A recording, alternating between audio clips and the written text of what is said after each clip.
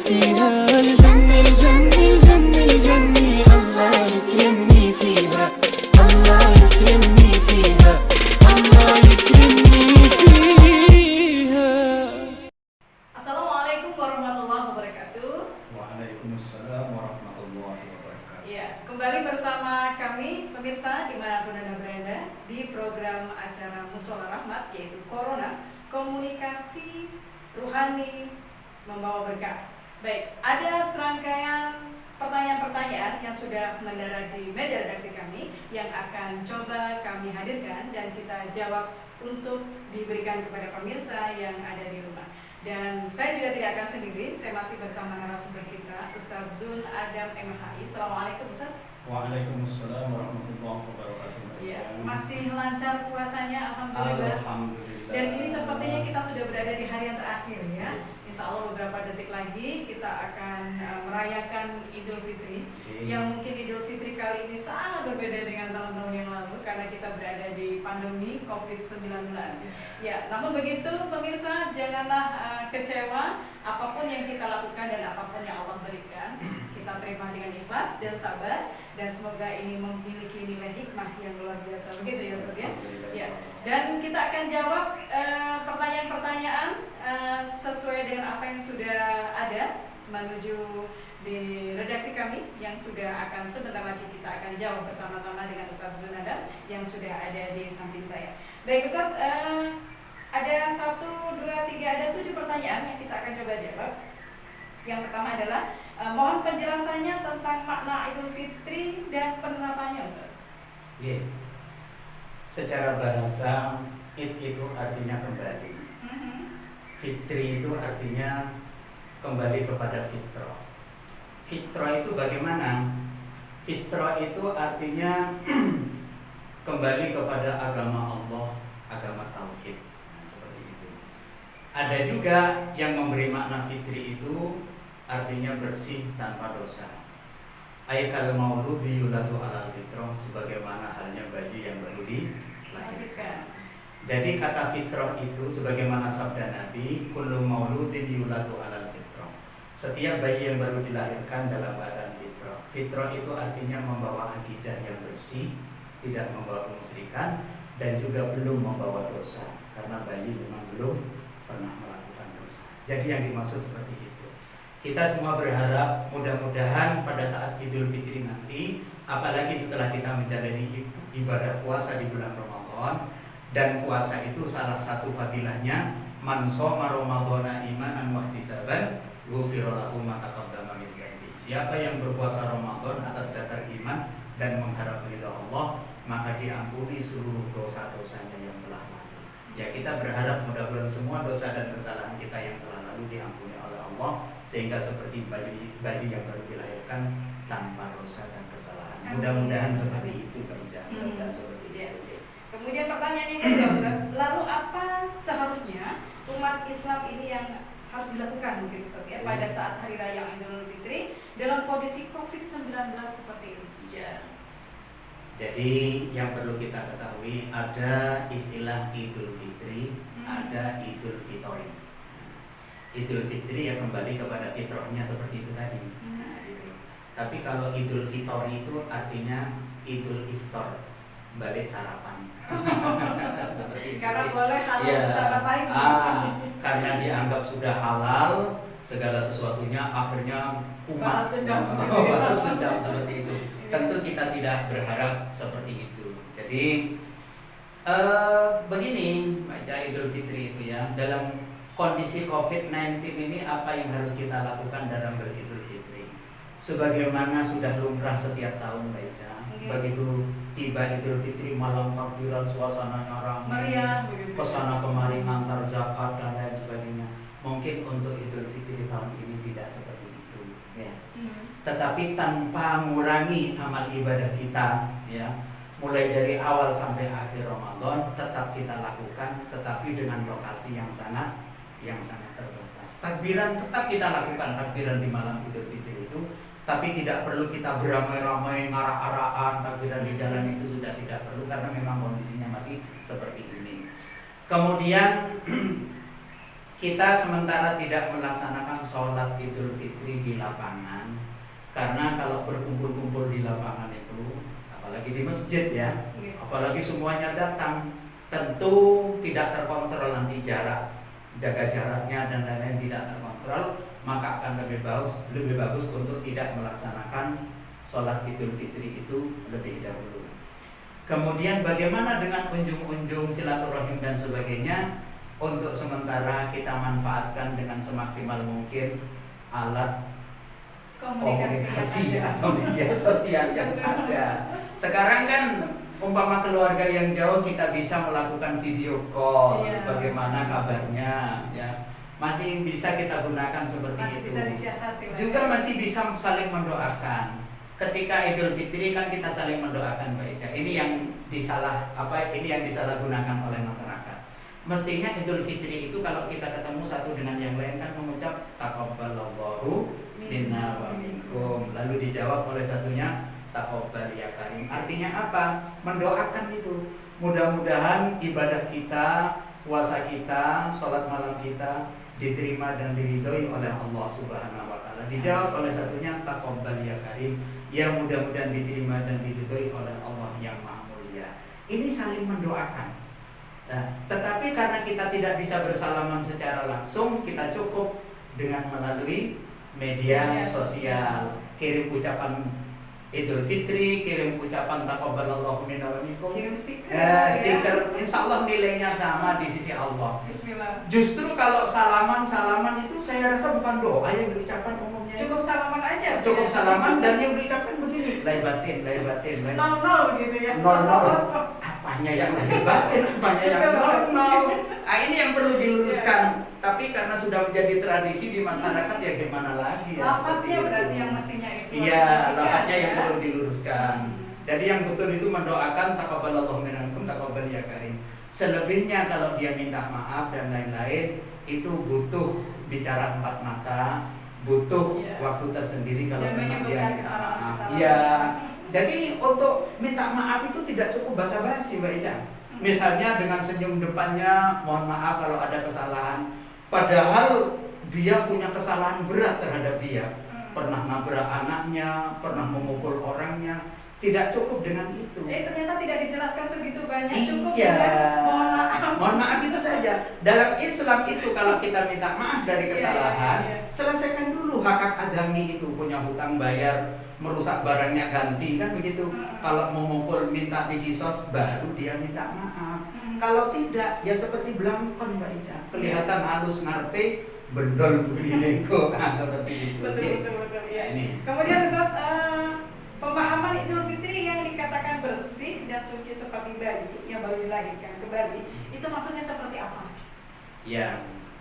Jadi sebagaimana yang saya sampaikan tadi, jadi kalau seseorang itu melakukan ibadah Ramadan dengan sungguh-sungguh, ya, lalu ibadah di malam harinya qiyamul lail, memperbanyak istighfar, memperbanyak taubat kepada Allah, ghufira lahu ma taqaddama min dzambi, maka diampuni dosa-dosanya yang telah lalu oleh Allah. Karena bulan Ramadan itu juga merupakan bulan maghfirah, bulan menuju ampunan, bulan memohon ampunan kepada Allah Subhanahu wa taala, seperti itu. Kemudian kalau mungkin secara vertikal hubungan dia kepada Allah selesai, tapi mungkin secara horizontal hubungan dengan sesama manusia belum selesai, maka perlu diselesaikan. Anak perlu sungkem minta maaf kepada kedua orang tua, atau mungkin perlu minta maaf terhadap sesama kalau dia salah, sehingga apabila sudah sama-sama selesai dilaksanakan dan dibereskan, maka insya Allah mudah-mudahan seperti bayi yang baru dilahirkan. Tapi kalau tidak, masalah Beja. Begitu ya. Urusan dengan Allah selesai, tapi urusan dengan manusia nggak selesai, jadi masalah besok. Karena sebagaimana sabda Nabi SAW, atadruna manil muflis, dalam hadis riwayat Muslim dari Abu Hurairah, tahukah kalian orang bangkrut? Sahabat bingung. Jawab asal-asalan, al-muflisu fina ma la dirham lahu wa la mata. Kalau menurut kami orang muflis itu nggak punya uang, bangkrut, nggak punya modal dan lain-lain. Kata Nabi, bukan itu. Innal muflis min ummati mayati yaumal qiyamah bi sholatin wa zakatin wa siyamin. Orang yang bangkrut itu besok ketika hari kiamat menghadap Allah bawa pahala zakat, pahala sholat, pahala puasa, haji dan lain sebagainya. tetapi pahalanya itu habis gara-gara dia punya masalah dengan orang lain. Ketika pahalanya sudah habis, malam itu alaih, sementara urusan belum selesai, ganti dosa orang yang disalahi, faturiha alaihi, dipikirkan kepadanya. Ujung-ujungnya summa ulqiya finnar, orang tersebut bukan dimasukkan surga, tapi dia dilemparkan ke dalam neraka. Ini kan persoalan loh, maka harus segera diselesaikan. Jadi tuntaskan semua, baik urusan dengan Allah maupun urusan dengan manusia, hablum minallah dengan hablum minannasnya itu. Baik, kita jeda dulu Ustaz. Baik, pemirsa dimanapun Anda berada, jangan kemana-mana, masih bersama saya Ica Asifah. Sesaat lagi kita akan kembali. الله يكرمني فيها الجنة الجنة الجنة الجنة الله يكرمني فيها الله يكرمني فيها الله يكرمني فيها. Baik, kembali bersama saya Ica di bingkai acara Corona Komunikasi Ruhani Nambah Berkah, dan masih ditemani dengan Ustaz Zul Adam MHI, masih di studio 1 Musola Rahmat di seputaran Jalan Kawatan 12 nomor 1 Surabaya. Baik Ustaz, kita akan berada di 4 pertanyaan yang tersisa, yaitu yang pertama, bagaimana orang yang tidak menjalankan ibadah puasa dan zakat, apalagi sholat, apakah bisa juga dikatakan dia beridul fitri Ustaz?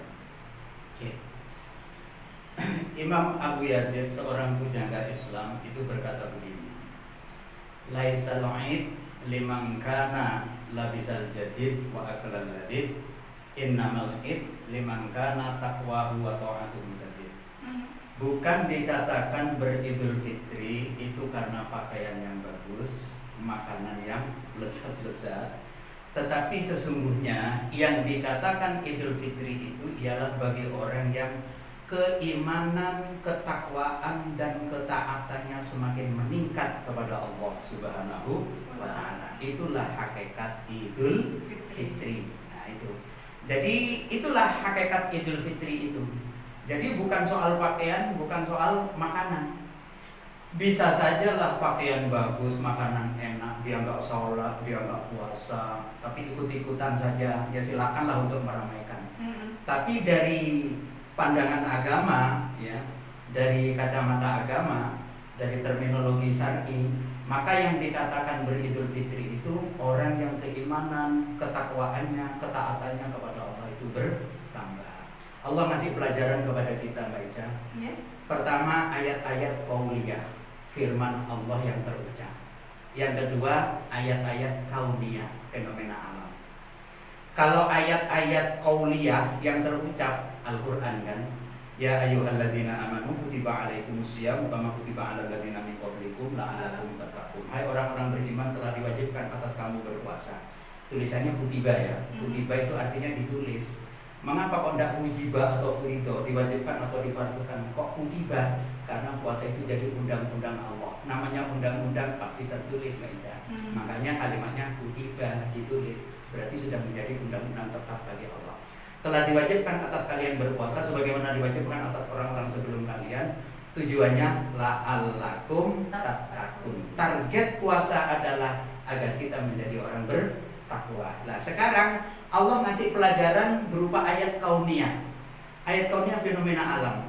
Allah Subhanahu wa ta'ala, Mbak Ica tahu ya, kalau pernah belajar biologi, Allah menciptakan ulat. Tahu ulat ya? Yeah. Mbak Ica jijik apa enggak dengan ulat? Yeah. Nah, sangat jijik ya. Jadi ulat itu di mana saja hinggap, di buah-buah jadi busuk, di daun-daun dimakan. Kalau nempel di kulit orang gatal, bikin orang jijik. Artinya dimanapun ulat itu nempel selalu bikin onar. Jadi ibaratnya manusia kalau bikin onar di masyarakat itu namanya ular, Mbak Ica. Maka dengan kekuasaan Allah lalu ulat ya, ular orang Jawa bilang ini, lalu dia taubat, berhenti makan, berhenti merusak. Dia bertapa, berpuasa. Ini bahasa puasanya hewan seperti itu. Bermetamorfosis. Lalu dia sembunyi di selepitan dedaunan, ditutup serat-serat putih. Proses berikutnya tiba-tiba berubah. Ulat ini tadi berubah menjadi seekor kepompong. Dari kepompong lalu berubah ke tahap berikutnya menjadi seekor kupu-kupu. Nah, Ketika sudah menjadi seekor kupu-kupu, karakternya sudah jauh berbeda dengan ketika menjadi ulat.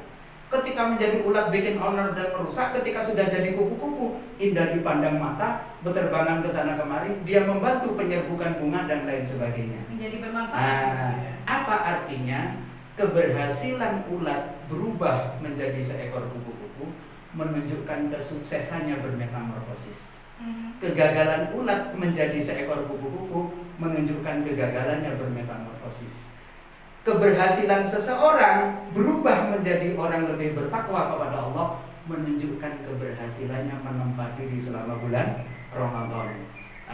Kegagalan seseorang untuk berubah menjadi orang bertakwa menunjukkan kegagalannya menempa diri selama bulan suci Ramadan. Kembali kepada pertanyaan, apa orang nggak sholat, nggak puasa, apa beridul fitri? Ya enggak lah. Ya jelas enggak lah. Tidak mendapatkan ya hanya ikut bersenang, hanya ikut bersenang-senang saja. Tapi mereka tidak beridul fitri secara hakiki. Betul. Berarti itu sama halnya bisa menjaga mempertahankan Idul Fitri ya Ustaz? Bisa menjaga, bisa mempertahankan Idul Fitri seperti apa. Kemudian Ustaz, bagaimana indikasi atau tanda-tanda seseorang itu dikatakan sukses atau gagal menjalani ibadah Ramadan? Nah, itu tadi. Jadi seseorang itu berhasil atau tidak ibadah Ramadannya, hakikatnya yang tahu hanya Allah Subhanahu wa Ta'ala. Nah, gitu. Tetapi kemungkinan kita bisa membaca dari segi zahirnya saja, tanda-tandanya saja. Kita nggak bisa bicara hakikat. Dia itu berhasil apa enggak? Bisa masuk surga apa enggak? Hanya Allah yang tahu. Hanya Allah yang tahu. Sama kayak haji. Apakah di si A itu naik haji, hajinya mabrur apa tidak? Tidak ada yang tahu. Hanya Allah yang tahu. Tetapi kita bisa membaca pada indikasi zahirnya saja. Bisa kita baca itu. Dia bisa turunnya haji, wongi medit misalnya. Sebelum haji sholatnya tidak disiplin, tapi setelah pulang haji menjadi disiplin. Dia menjadi pakaiannya jadi berukut, pakai jilbab, semakin dermawan, sholatnya semakin disiplin. Nah, di situ ada tanda perubahan sesuai dengan kata mabrur, berubah yang lebih baik. Berarti menunjukkan tanda-tanda keberhasilannya. Begitu juga puasa. Tidak ada tanda-tanda khusus orang berhasil puasa itu misalnya matanya muruk, misalnya apa ya, keningnya bercahaya, tidak ada seperti itu. Tapi bisa kita baca dari tanda-tanda zahirnya saja, ibadahnya semakin meningkat. Tadi itu seperti yang saya sampaikan, orang yang beridul fitri itu orang yang keimanan, ketakwaan dan ketaatannya kepada Allah semakin meningkat. Itu tanda-tanda keberhasilan ibadah Ramadan seseorang atau sukses beridul fitri. Baik, pertanyaannya terakhir Ustaz. Apakah hikmah penting dari momen Idul Fitri di era COVID-19 sekarang ini? Ya, apa ya? Belum pernah terjadi peristiwa sebelumnya seperti peristiwa COVID-19 seperti ini. Ini sungguh luar biasa.